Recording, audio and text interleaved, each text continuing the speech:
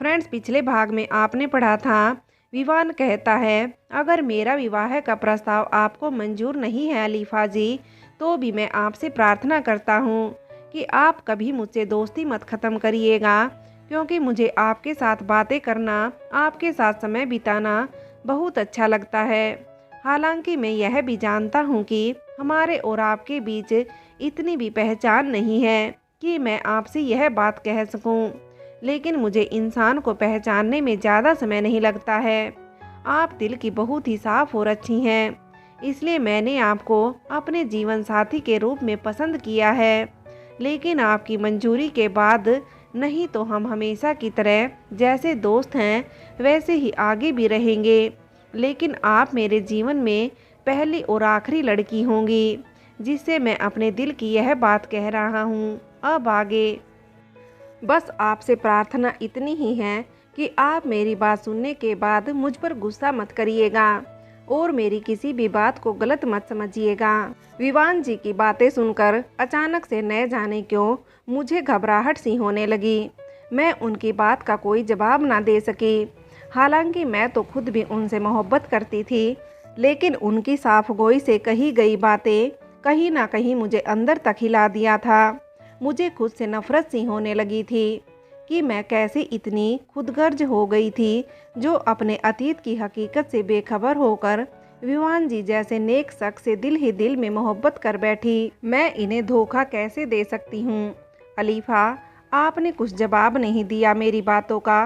Please आप इस तरह शांत ना रहें, कुछ तो कहें। आप गाड़ी रोके विवान जी, मुझे यहीं उतरना है। लेकिन आपका घर तो अभी आगे है ना? लेकिन मुझे यहीं उतरना है, प्लीज़ कार रोकें। मैं विवान के मर्जी जानकर बेहद परेशान हो गई थी। मेरी समझ में नहीं आ रहा था कि मैं क्या करूं।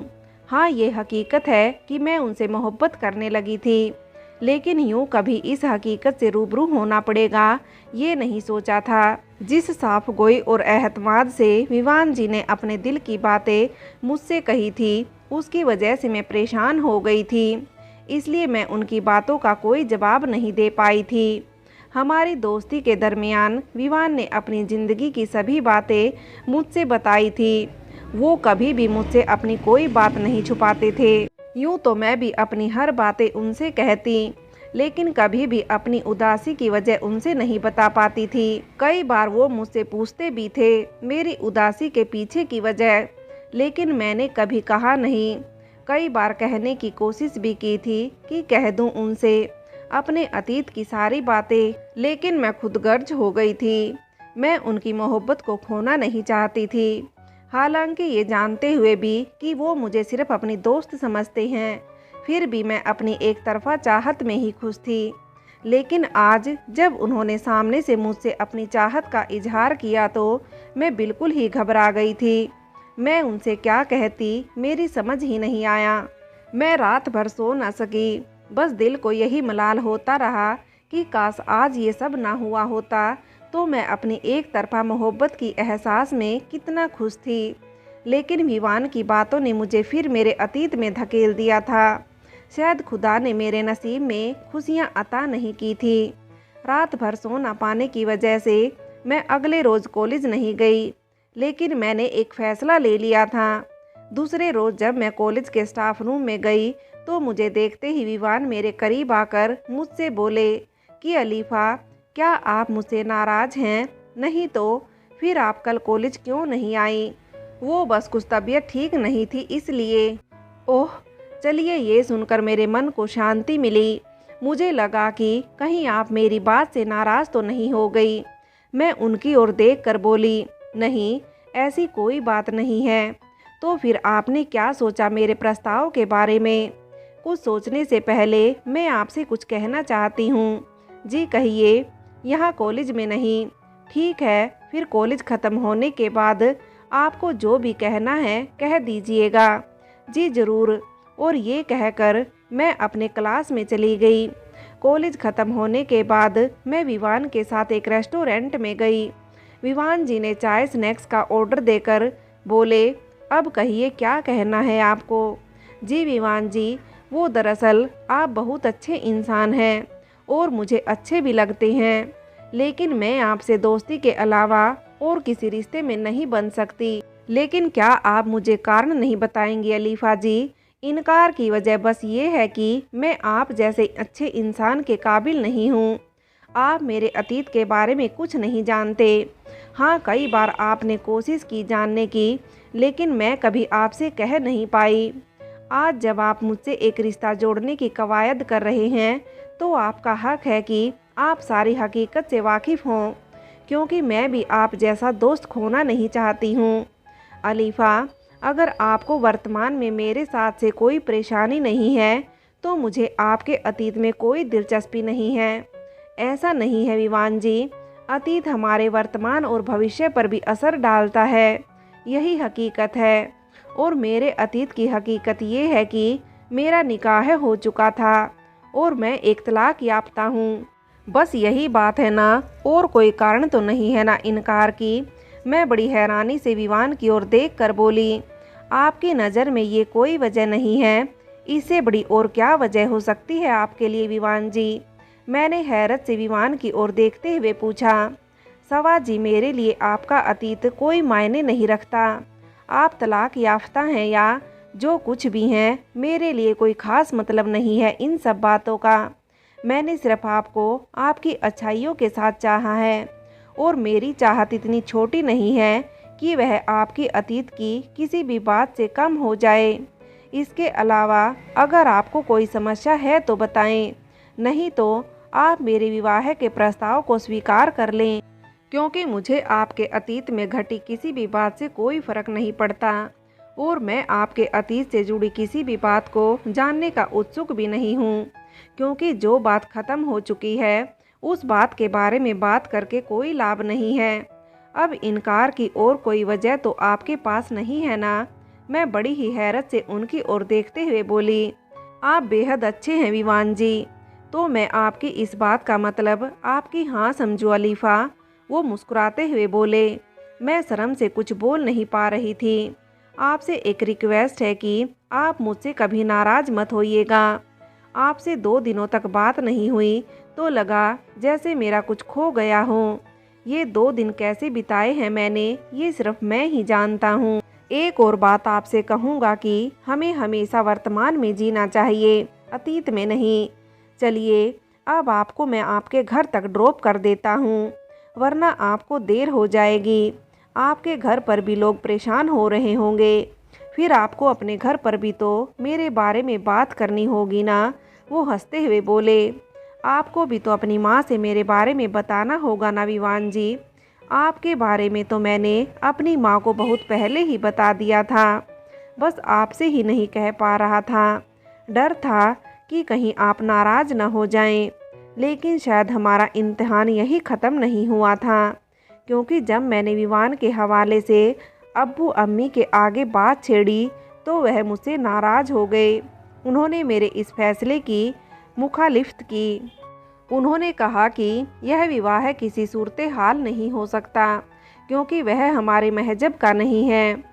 अब्बू की बात सुनने के बाद मुझे एहसास हुआ कि क्या वाकई इंसान मोहब्बत में इतना खुदगर्ज कैसे हो जाता है कि दुनिया जहान की बातों को भी नज़रअंदाज कर देता है। ऐसा तो मैंने सोचा ही नहीं था कि विवान जी का मजहब भी हमारे रिश्ते के दरमियान आ सकता है। दरअसल विवान जी हमारे महजब के नहीं थे, लेकिन जब मुझे उनसे मोहब्बत हुई थी तो दिल ने उनका महजब नहीं देखा, सिर्फ उनकी अच्छाइयाँ ही देखी।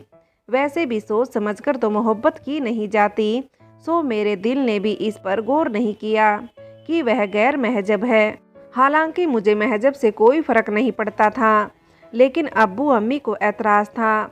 अब्बू ने मुझसे कहा कि वह इसलिए तालीम की खिलाफत करते थे क्योंकि तालीम याफ्ता होने के बाद लोग खुद को ही सबसे ज़्यादा अलीम समझने लगते हैं और वे समाज के बनाए हुए नियम कानून को ताक पर रख देते हैं।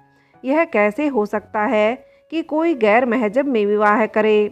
अब्बू की बात से मैं हैरान तो नहीं थी, क्योंकि यह सच्चाई है कि गैर महजब में रिश्ता जोड़ना इतना आसान नहीं होता है। लेकिन यही बात तो विवान पर भी लागू होती है। लेकिन उन्हें मेरे गैर महजब होने से कोई एतराज़ नहीं था। उनका कहना था कि इंसानियत ही सबसे बड़ा महजब है, यह जात पात लोगों का बनाया हुआ है। हम सब इंसान के रूप में धरती पर जन्म लेते हैं और इंसानियत ही सबसे बड़ा धर्म होता है। धर्म कोई भी हो, सीख हर धर्म की एक ही होती है, इंसानियत और नेकी। फिर कोई मजहब जुदा कैसे हो सकता है। मैं भी विवान की बात से इत्तेफाक रखती थी, लेकिन अब्बू अम्मी को कौन समझाए। मैंने बहुत कोशिश की, लेकिन मेरी हर कोशिश नाकाम रही। विवान भी इस बात से हैरान नहीं थे कि यह मुद्दा भी हमारे विवाह के दरमियान आ सकता है। एक रोज़ वह मुझसे बोले, अलीफ़ा, मैं एक बार तुम्हारे अब्बू अम्मी से मिलना चाहूँगा।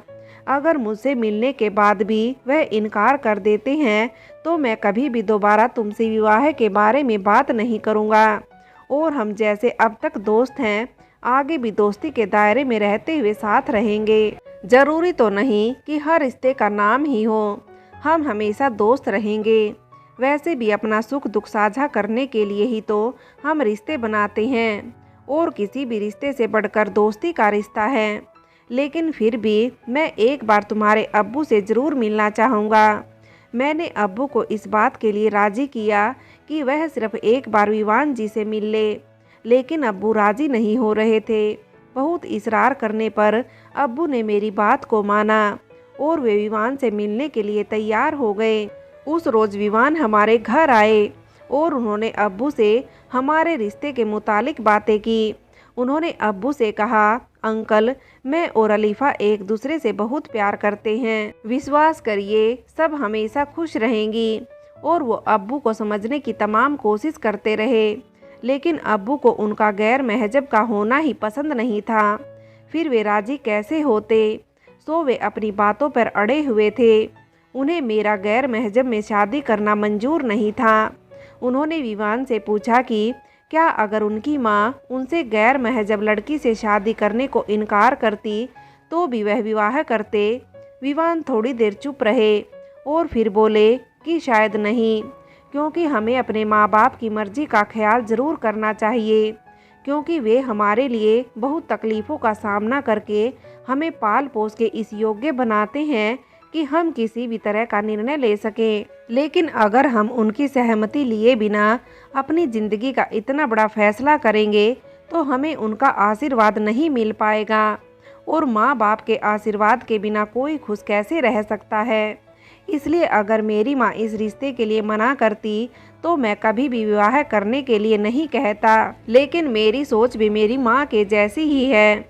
मेरी माँ ने ही मुझे सिखाया है कि इंसान का धर्म सिर्फ इंसानियत है और कुछ नहीं। वह सभी धर्मों को बराबर सम्मान देती हैं। उन्हीं की सीख लेकर ही मैं बड़ा हुआ हूँ।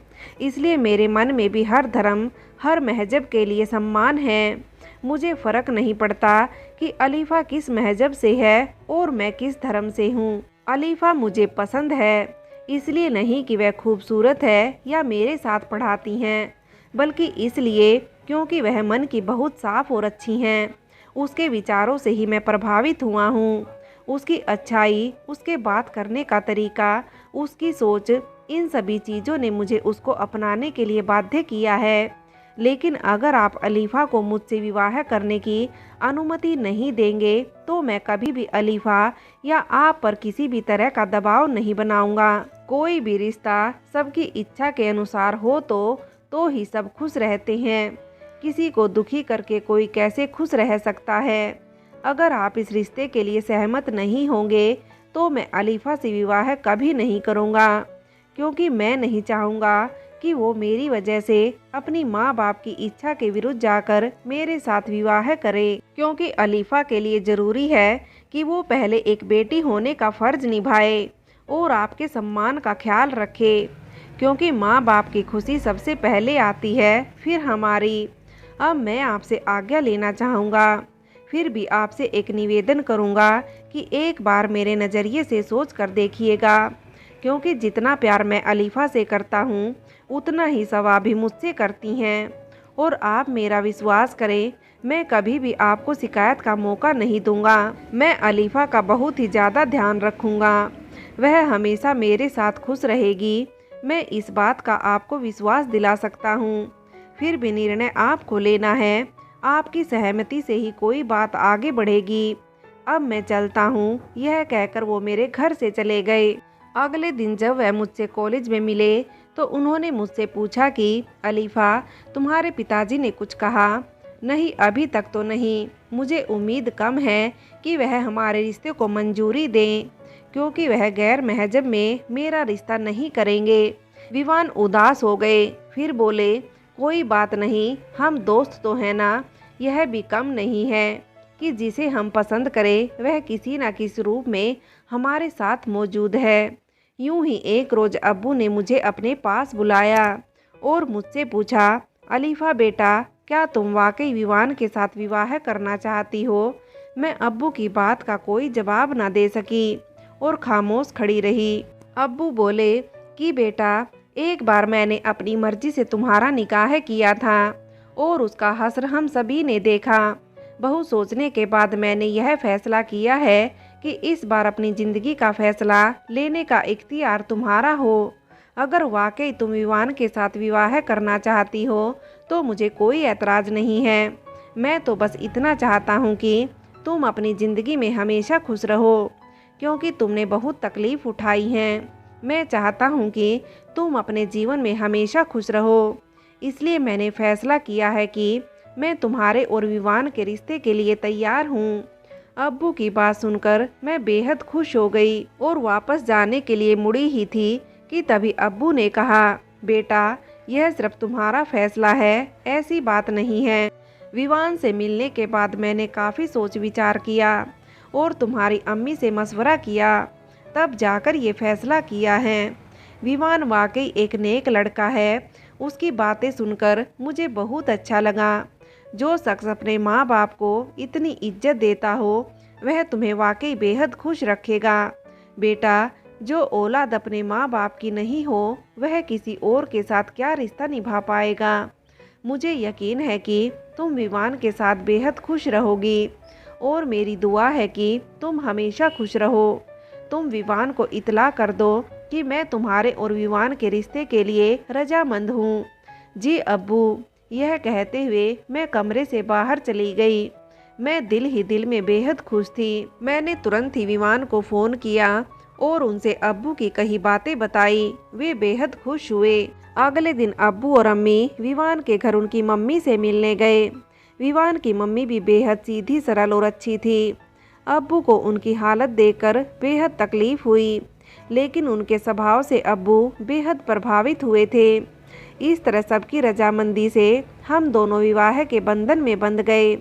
आज विवान के साथ विवाह हुए मुझे पूरे 4 साल हो चुके हैं। इन 4 सालों में मैं विवान के साथ बहुत ही सुखी जीवन जी रही हूँ। मैं विवान के साथ बेहद खुश हूँ। हमारी एक बेटी भी है। हम दोनों एक दूसरे से बेइंतहा मोहब्बत करते हैं। हमारे इस रिश्ते में विवान जितनी मुझसे मोहब्बत करते हैं उतनी ही मेरी इज्जत भी करते हैं। मेरे लिए सिर्फ यही एक बात बेहद मायने रखती थी कि विवान के साथ मेरे इस रिश्ते में विवान मेरी इज्जत करते थे और उनकी यही एक बात मुझे बेहद पसंद थी। वह मेरी हर पसंद नापसंद को तरजीह देते, मेरी हर बात को समझने की कोशिश करते। अपने निकाह से विवाह तक के इस सफ़र के दौरान मैंने यह महसूस किया था कि एक औरत के लिए, चाहे वह किसी भी धर्म या मजहब की क्यों ना हो, उसके लिए मोहब्बत से ज़्यादा मायने उसकी अना, उसकी इज्जत होती है। जो उसको यह चीज़ें दे सके वह तहे दिल से उस शख्स को स्वीकार करती है।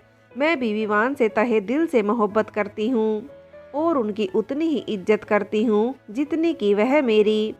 आज मैं इस विवाह के बंधन में बंधकर बेहद ही खुश हूँ। फ्रेंड्स, ये कहानी यहीं समाप्त होती है।